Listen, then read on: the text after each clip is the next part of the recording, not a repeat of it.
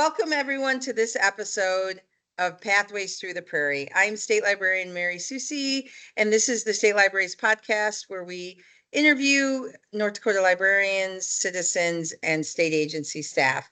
Today, I am talking with Nathaniel Smith, who is the librarian for the Department of Corrections and Rehabilitation. And welcome, Nathaniel. And how long have you been in that role? I've been here 9 years. Okay, I was trying to, as I was introducing you, I was thinking, usually I say, and I've known them for, but I couldn't remember how long you had been there. So I've known Nathaniel for 9 years. So this should be a fun conversation today. Nathaniel, the State Library's mission is providing pathways to information and innovation for North Dakota's libraries, state agencies, and citizens. Tell us what your pathway into the library world was. Well, I grew up in a family that was very big on reading. I learned to read at a very early age. One of my first words as a baby was book, after Mama and Dada and all that. And I was a lit major in undergrad. That doesn't really lead to a career in much of anything these days. I ultimately ended up getting my master's in library science from Indiana University in Indianapolis, and I have ended up kind of on the edges of the field ever since. After grad school, my wife got a job here and we relocated to North Dakota. I worked for an unrelated state agency for about a year, and then I worked CERC at Bismarck Public for about a year, and then I got this job, and I've been here ever since. Okay. So where did you move from? You moved from Indiana? Correct, but that's not actually where either of us grew up. That's just where we ended up for grad school. Sure. Where did you grow up? I grew up in Vermont, and my wife grew up in Oregon, so we've been around for a while. Okay, great. I also, as you know, I'm a transplant to North Dakota. I moved here from Illinois, but Illinois is the only place I had lived before North Dakota. So when I go back to see family, I say, "Oh, I'm going home," and then when I'm leaving to come back to North Dakota, I say, "Oh, I'm going home." Yeah. So I kind of have two states that I refer to as home. Yes. So what does the librarian for the Department of Correction and Rehabilitation do? How is it different than, say, a librarian at a public library? Well, correctional libraries there's actually, the American Correctional Association has standards for library, like what libraries need to be like. And the standards basically say that they need to be comparable in services to a public library in all ways that are possible. Practicable would be a better word there. But there are some important differences, mainly that it is a secure environment, and all of our patrons are convicted felons. Does that impact the services and programs you can offer? It does to some extent, because we cannot have internet, and we also have restrictions on formats. We only are allowed to have monographs. We don't have CDs or DVDs or ebooks or any of that stuff. So in many ways, the challenge of being a prison librarian is trying to make something that is as comparable to a public library as possible, following the resources that we had in many ways 30 years ago. Mm-hmm. Sure. So a lot of people think of libraries as what we had 30 years ago, right? And not all of the services and all of the different formats that are provide, say, like Libraries of Things. A lot of libraries have non-traditional circulation materials, but you only have books. Correct. In your library. Correct. And that is in all of our libraries, not just one, because I am over the 4 libraries in the Bismarck area, and I offer frequent technical assistance to the 5th one, which is in Jamestown. So we actually, all of our facilities have libraries. So that is a total of about 20,000 volumes between all of the facilities. So each facility has its own character, I would say, depending on the custody level and the population and just the overall infrastructure and resources. But it certainly, it's something that fulfills a need at every one of our sites. Sure. And so a couple different questions have come to my brain. I'll start with, what are the 4 facilities? Because people may not be familiar. Absolutely. So we have the state penitentiary, which is in Bismarck, the Missouri River Correctional Center, also in Bismarck, and then in Mandan we have the Youth Correctional Center and now the Heart River Correctional Center, which is a minimum security facility for women that are both on the same campus. We are building a new Heart River Correctional Center, which is going to be the main women's prison, also on the YCC campus, and that's going to be open in 2027, and it replaces a contract facility that's out south of Dickinson in New England. Okay. And so the state penitentiary, is that men and women? No, all of the women are currently at the Southwest Regional Correctional Center out in New England, Okay, which that's been the contract arrangement. Very, very, very, very long ago, like about 25 years ago, there were men and women both at the state penitentiary, but that was determined to be a bad idea for a number sure. of reasons. And it's generally been practiced since then to segregate the sexes within one Okay. facility or the other.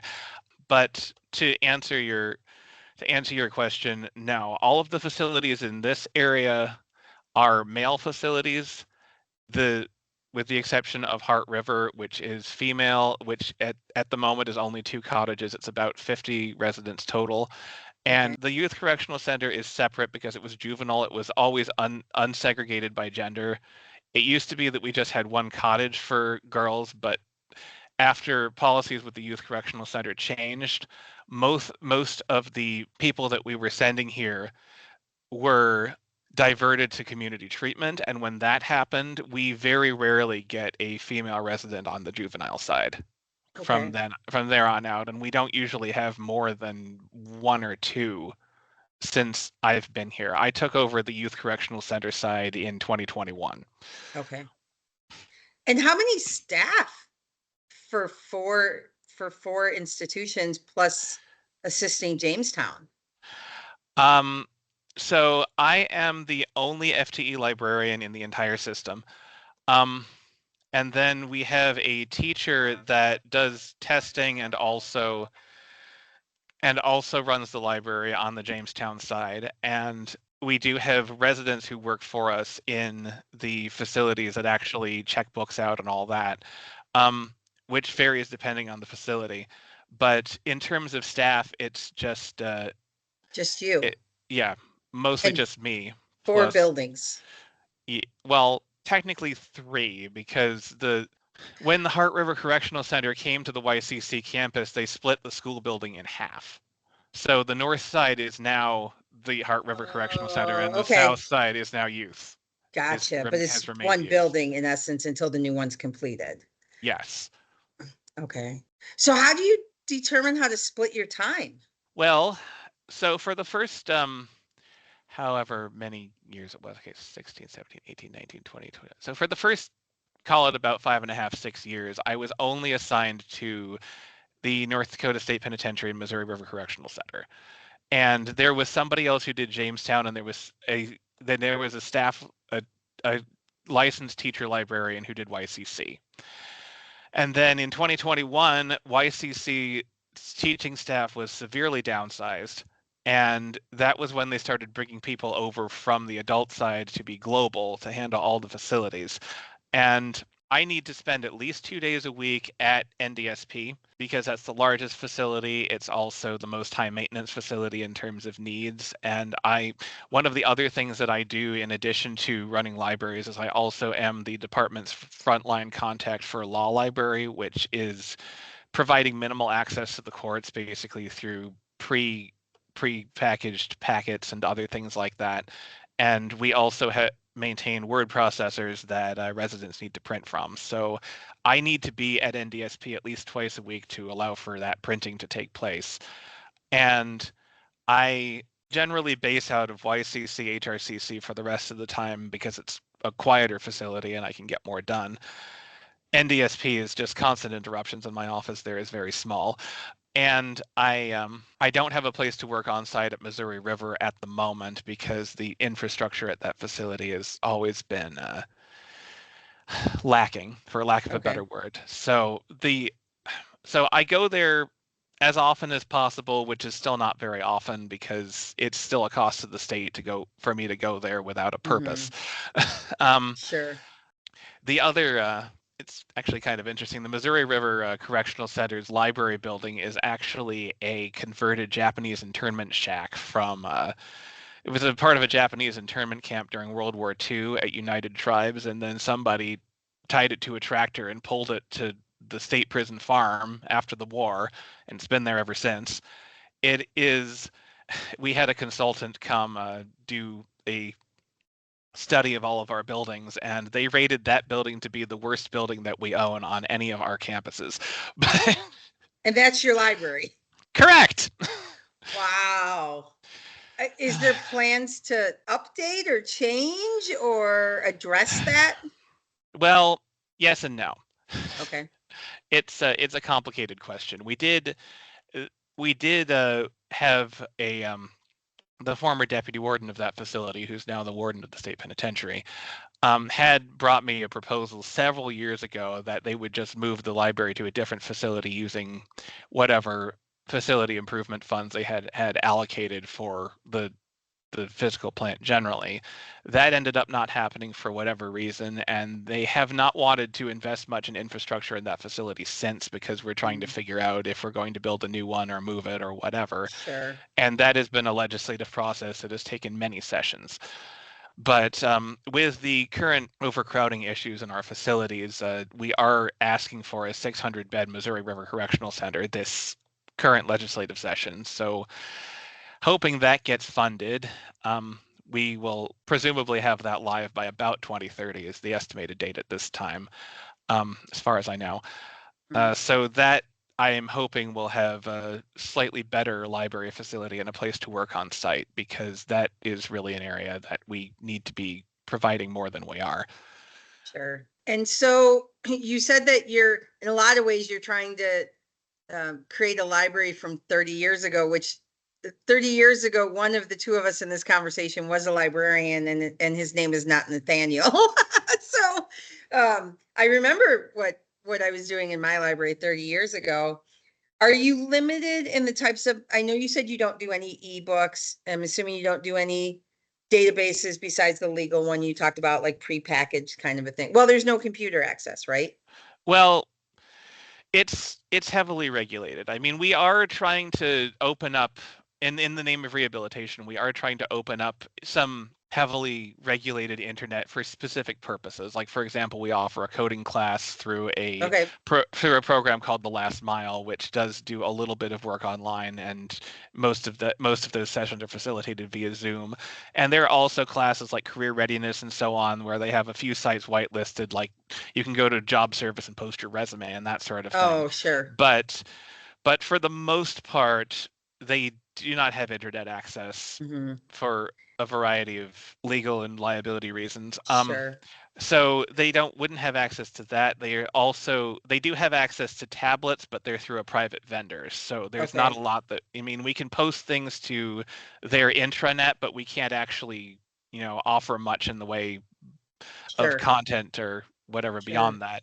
And to go back to your previous, what you said previously, it's not actually databases that we offer. It's just basically somebody can send me a KITE, which is an inmate request form, and say, like, I want a Rule 35 packet, or I want a post-conviction, or I want, it's a very narrow list of prepackaged forms that I can then print off and send to them, and they can send them into the courts, and that fulfills our responsibility for access to the courts. Okay, gotcha. And what about the collection itself? Are you limited to the kind of materials you can bring in for your collection?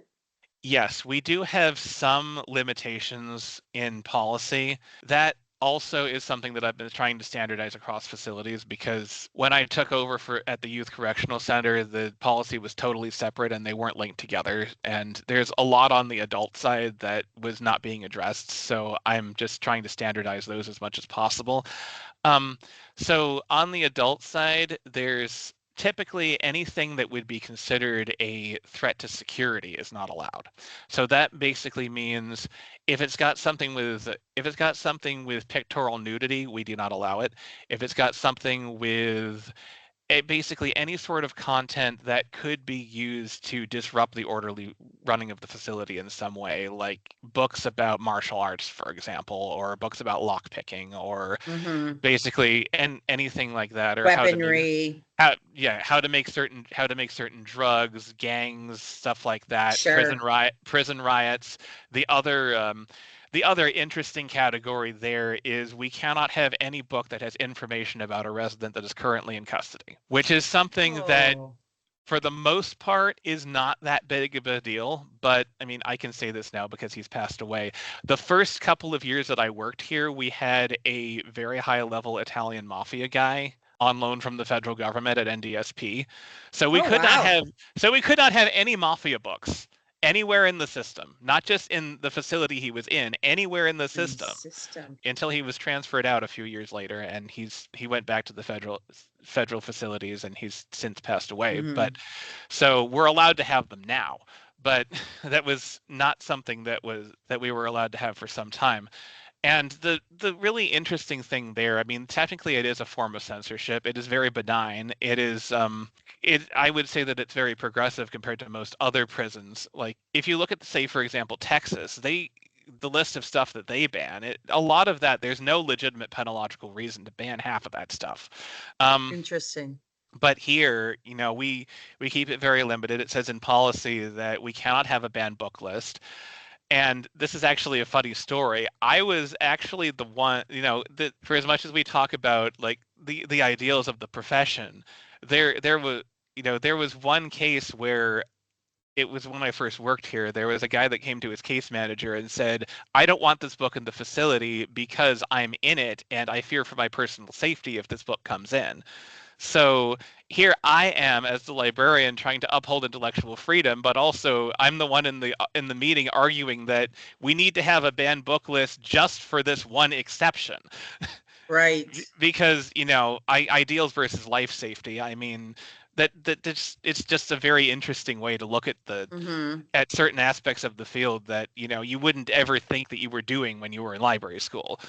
Absolutely. And I think there's a lot of people in different libraries who would share those sentiments. And I know in Hmm. the state library world, we say a lot, if you've seen one state library, you've seen one state library, because although we all have some similarities, we all have differences in how we operate, how we do Hmm. services, and what Hmm. services we even offer. Is it similar in the prison? Like if you've seen one prison library, you've seen one prison library, because there's so much differences in how the services are provided based on the Um, institution. I would certainly say so because I did a little bit of research into this when I first got the position, like within the first year, and it really varies from state to state what's available. Like there's a couple of states, specifically Colorado and Washington, where the whole state prison library system is highly centralized, and it's much more like you would expect a public library system to be. It's kind of Mm-hmm. like a large urban public library system, and that's the way that it's organized. And then most other states have next to nothing, and Mm-hmm. that's just whatever resources are available. Sure. And there's a few in between, like Massachusetts, where they have resources, but there's so much red tape that you can't actually do anything. um Gotcha. the I the I've never actually met him, but I am aware that the gentleman who runs most of the prison libraries in Massachusetts also teaches a course on it at San Jose State. So Oh, okay. yeah, I Hmm. do know, I am aware of that because I've read his syllabus basically. Mm-hmm. And then there's me, which is, I would say that we have more resources than most prison libraries, but I'm pretty much a solo operation. Right. I've You're I've spread thin. Yes, I mean, I have been very blessed to be a part of a very great education department, which, we're very good at getting grants. I have supportive management, and my coworkers don't do the same job as me, but they're very good coworkers to have. So, That makes a huge difference, absolutely, especially as a solo librarian, for sure. absolutely. Do you offer any programs for your patrons? Um, I do not do programming, but the education department does. They have been more than covering those bases for the entire time that I've worked here. So they do Okay. the they do the book groups, they do all sorts of other outreach stuff that is, pretty incredible, really. Mm-hmm. But I'm blessed to be kind of in the shadow of that, so I can focus on operations and collection development and Sure. the sorts of things that I are really more in my wheelhouse. Um, I did offer a TED Talk group for the first few years that I worked here, but that died during COVID. Oh, And and by the time I lots of came out, things did. and by the time we came out of COVID, I had two more libraries. So and Right. and my biggest fan was at another facility. So there we go. Oh, there you go. Sure, for sure.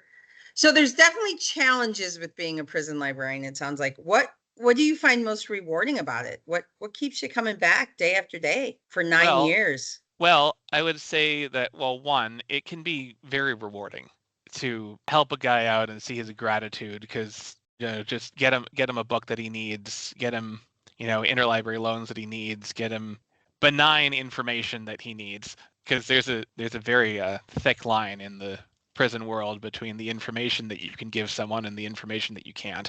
Mm-hmm. But, just there is a lot of gratitude in this profession as well because these guys have next to nothing and they have very little in the way of resources for the most part. And for that reason, they are a lot more grateful when you get them something that can help them better themselves. Sure. We have one guy in particular that worked as a tutor for the education department for some time, and he is very grateful to me because I was able to find math textbooks for him so that he could learn how to be a better math teacher. Oh, And that, we just progressed. He had all the algebra and the high school stuff down, so I got him the advanced calculus and the moving into the higher level math, and that was just something that he was able to develop as a skill for his job, and that was very, very helpful for him and very meaningful for him. mm-hmm. Um, and I have another guy who's part of the Talking Books program that we do through you guys, and he is very grateful for that program, and I administer that for him. And he is, you know, basically anytime that I have helped a guy enough that he'll give me a fist bump, that's a win. It's good to have those like visual cues that you've been successful for someone Correct. with a fist bump or whatever it may hmm be. What do you hmm find most challenging, if that's something you can share? I'd say it's largely just communication through the silos, which is something that is very much everybody's in their own little world in prison land. Um, and especially in a place like NDSP, sometimes it can be very challenging because people will communicate within their own group, but they won't necessarily CC other Mm, stakeholders. So sure. another thing about being a prison librarian is that I can control the opening times on the YCC HRCC campus, but in the regular adult facilities, it's up to the captain on duty whether or not we're open at all or how we're open. We have to follow the regular facility recreation schedule. It's not something that we have control over, and if there are any changes, we will find out when the residents find out. Okay. It's a security piece, Oh, and wow. I understand that, and I used to be frustrated by it. Now I accept it as what it is, but Mm-hmm. it's something that you just have to get used to as part of the setting. So if you show up at like NDSP, the state pen, and the captain said, "Oh, no services today," do you stay there, or do you go to one of the other facilities, or does it just depend? Now I have 2 days a week that I am at NDSP all day, and and I only do NDSP on those days. Okay. And unless I get an email from YCC or something, and of course I'll answer that. But I mean, for the most part though, if I'm at SP, I'll stay at SP. If I'm at YCC, with the exception of the one day where I have the library open for both YCC and HRCC, my other 2 days are a little bit more flexible, and on those days I can go to other facilities if I need to, or I can stay here. That part is a Mm-hmm. little bit more open. But if the Okay. library is closed at NDSP for, say, one rec because they don't have security staff to post or whatever, then it's just closed for that one rec. I still need to supervise my workers, and be there to print and do other things. So Mhm. I will always be at NDSP for a minimum of 2 days a week. Gotcha. I Okay. try not to be there for more than 3 days a week because it it can be a little bit draining after just to be bombarded by unpredictable needs day Mhm. in, day out. Right. So I was grateful to have the opportunity to have another place to go Sure. after COVID. But Oh, sure. but NDSP is where I started, and it's a place that is still it's extremely important within the system. So I need to give it Mhm. due diligence. Sure. So in a lot, like you in traditional public libraries, they offer reference support. They help with reference questions. They offer readers Hmm. advisory, helping readers find what the next thing is they should read. They offer interlibrary loan, which you've already touched on, getting books from other libraries. Do you offer all of those sort of traditional services? Not exactly. Okay. So reference is iffy in a prison setting because again, there's some information that you just shouldn't be giving out, and it's Sure. very difficult to find where the line is. So I will give out addresses for legal purposes, specifically addresses of clerks of court and things like that, and everything else is pretty much at my discretion. And the answer is usually no, just to be safe, which as a librarian can be very frustrating Hmm. because Absolutely. because it's probably benign, but you don't know for sure. Right. Yeah. Right. Yeah. So I can give out those addresses. I can give out at this point I can sometimes give out a few other things that would have been in a phone book because we can't get new paper phone books in 2025. They've stopped making them. So, the old policy of let them look it up themselves. We didn't have a Hmm. paper, the last paper directory of attorneys was printed in 2015, which is now Oh, 10 wow. years ago. So, Very out of it's date. it's getting to be a little bit more and more that I'm needing to volunteer something because to make up for a gap that a traditional print resource that is no longer that has been discontinued Hmm. would Sure. would have filled in the old days. And that's one way that I would say that running a library the way that was run 30 years ago can it can be increasingly untenable. Right, for sure. Hmm. So you can use the internet, just the inmates cannot. Absolutely. I mean, we're state employees. We still have access to the state network and all that. Hmm. Okay. It's just that if you live there, your internet is severely restricted, and most do not have access at all except through their tablets. Okay. But to answer your other questions, we don't really. I mean, if somebody comes to me and asks about books in a series, um, then I might be able to provide that for them. Usually the only one that asks is my clerk, who is a resident at NDSP, and he does a lot of that, labeling series and figuring out what's what and all that. But if Sure. if somebody asks me a question, and I occasionally do get a question, can you recommend a book that's like so and so, then obviously I will answer that question. Hmm.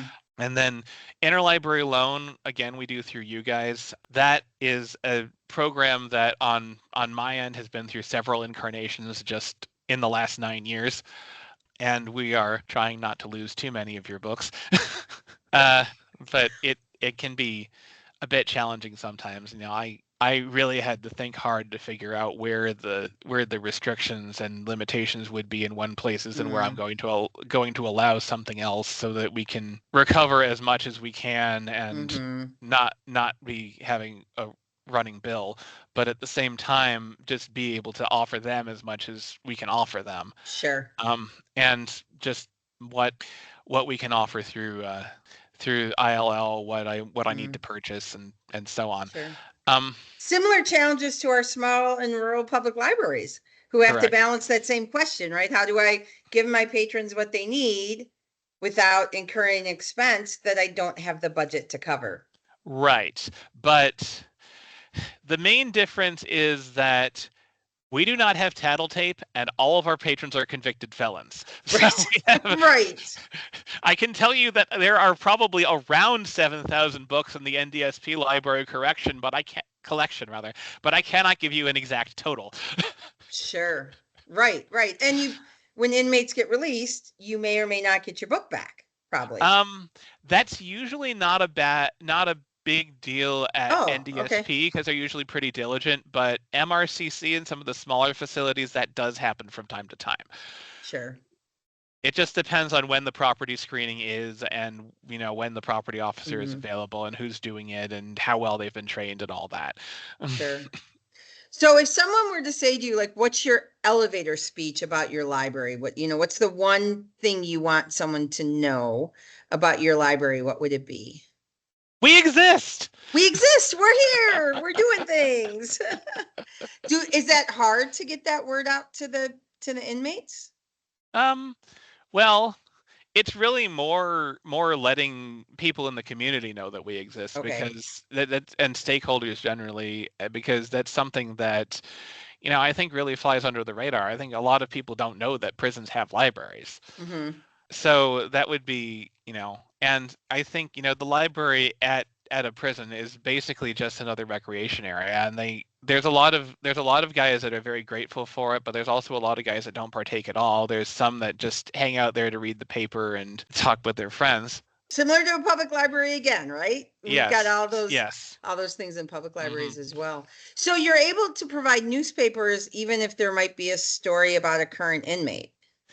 Yes, and that is another one that's a little bit iffy, but that is one that we have had some issues with in the past. I mean, the main thing is that if that particular issue of the paper, we had this actually happened last fall. There was a guy who was front page news because his appeal to the U.S. Supreme Court was denied, and that particular issue of the paper, we had to fight to keep somebody from either ripping out that story or walking away with it.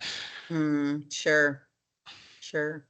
You Mhm. probably get asked this question a lot, Nathaniel, working in a prison library. Are you ever concerned about your safety? I would be if I worked in any other system. This system has, we're one of the best prison systems in the country. And also I have the advantage of being non-uniform staff, and I have something that they want. And I generally try to treat everybody pretty well. So Mhm. I've only really feared for my physical safety, in 9 years, I can count on one hand. And I've Okay. been very fortunate for that. That's really wonderful. That's Yes. great. Awesome. Well, I always like to wrap up. I never ask a librarian to tell me their favorite book because A, who can pick a favorite book, but B, you're waiting a long time while the librarian's brain tries to do that. But what is a book that you've read recently that you've really enjoyed and you recommend to other people? Well, on a Or it doesn't even have to be recent, but a book that you like to recommend. I'm just thinking about the last 3 books that I've read. I'll Mhm. just I'll just do that, since, I typically read at least 20 a year. So the last 3 books that I've read, I'm currently reading the Molly Fide series by Hugh Howey, which is very good science fiction. And then before that, I read Remains of the Day by Ishiguro, which is an extremely good book. I watched the movie 30 years ago when it came out. I'm probably one of the only 10-year-olds, who watched Merchant Ivory movie, which I thought was extremely boring. But I was 10. I'll probably watch it again and still think it's very, very stuffy. But it was an excellent book. Um, Okay. and the one I read that was actually one that was recommended to me in a breakout at NDLA called Harry Potter and the Cedarville Censors, about a book ban case that took place Oh, in Arkansas in 2003. and that one was interesting for different reasons. Correct. Gotcha. Okay, awesome. Well, thank you so much, Nathaniel, for spending time with me. It was so interesting to learn more about the prison libraries and just all the ways that you're serving as a solo librarian and all that you are able to accomplish. You're making a difference in people's lives every single day, and that was really great to learn more about. And I look forward to our next episode. So please join us for a future episode of Pathways Through the Prairie.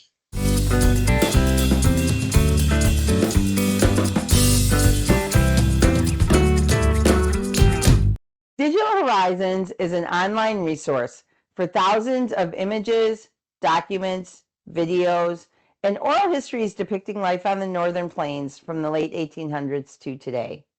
You will find a fascinating snapshot of the lives, culture, and history of the people who shaped life on the prairies. This consortium of various cultural heritage institutions that provide, maintain, and preserve a wide range of historical and significant content. There are nearly 50 collections and 50,000 items available to the public. Start your discovery today at digitalhorizonsonline.org.